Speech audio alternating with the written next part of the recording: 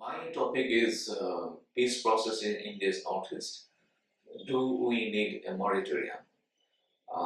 Well, the entire notion that should there be kind of moratorium on the peace process in India's Northeast, this entire notion emanates from the fact that the peace process has not yielded or delivered the kind of desired result in India's Northeast because there are so many killings, arson, and kidnapping taking place, and at the same time, the peace process has failed to stop the kind of emergence of new outfits or fringe terrorist groups in the northeastern region.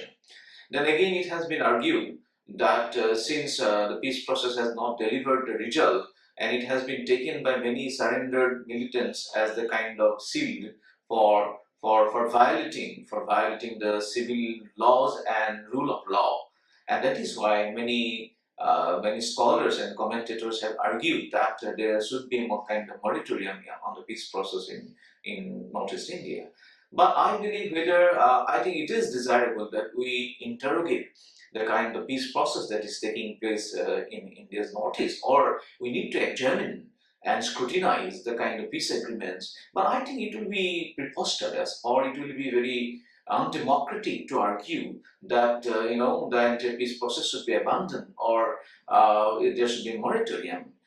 For this is not only undemocratic, this is also not based on sound conflict resolution principle, because if we shut the door of dialogue, negotiation and mediation, then I believe the alternative would be to engage in perpetual war in the region, which has been witnessing violence for more than 40 years.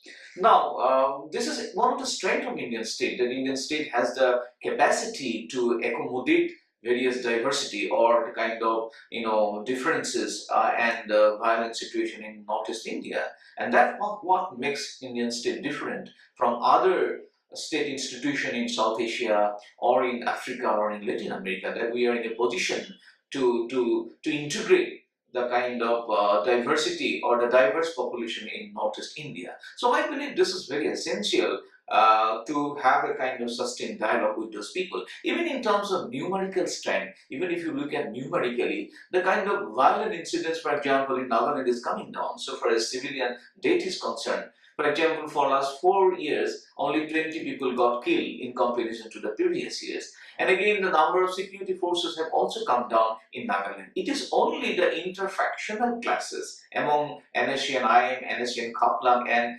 NSC and Itobi, KK group, that this kind of factional politics and the number of killing have gone up. But there's a kind of factional history in Nagaland for quite some time.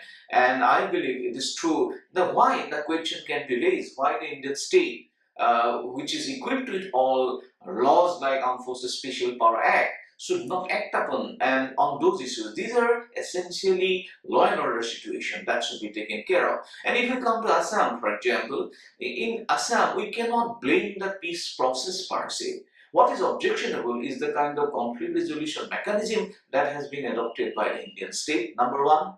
Number two, the Indian state has not fulfilled the kind of accords or agreements that have been signed with various insurgent outfits or with some other civil society organizations, and non-fulfillment of those accords have been cited as the reference point by various militant groups that this Indian state is not sincere about implementing the promises that they used to make. And thirdly, it is the failure of the Hobbesian state in Northeast India, the failure of law and order, and that we have seen the sudden increase of death or arson and killing in Assam.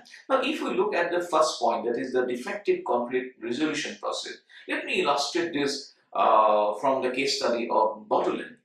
In Bodoland, for example, we have imposed the kind of peace agreements in order to give justice to the Bodos. We have signed an accord in 2003, which has given political, constitutional, and other economic benefits to the Bodos only by creating the sixth schedule for the Bodos. Now, in this peace mechanism, what had happened was that this Bodoland is entirely, it's a totally dependent, diverse area. By giving this kind of salience only to the Bodos, it has actually distanced the other non-Bodo people. Therefore, it is very important that we create such peace mechanism which is inclusive, which is accommodative, and that is why I believe peace as a value, it has got universal appeal. Let's not brush it aside. Thank you.